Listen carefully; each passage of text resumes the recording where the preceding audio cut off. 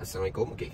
Pada korang yang ada masalah untuk apa ni, wireless, wired CarPlay, wired CarPlay ke Android Auto ke, yang wired punya nak buat jadi wireless, korang cari benda ni.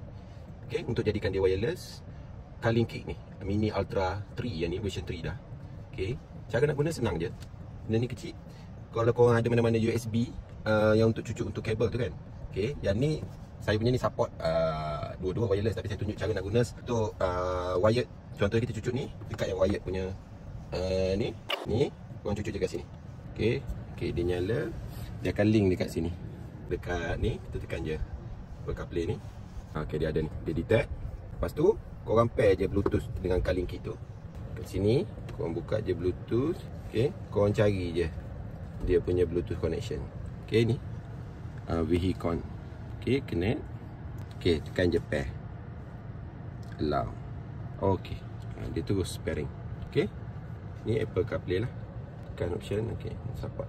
Apa? Contoh sini dia bila dah pairing, dia akan hijau lah kat sini. Memang terbaik lah.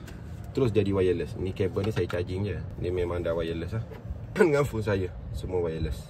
Okey, terbaik. Untuk pembelian boleh tekan button di bawah. Jangan lupa tolong komen, like, share serta follow. Terima kasih kerana support. Assalamualaikum. Terbaik.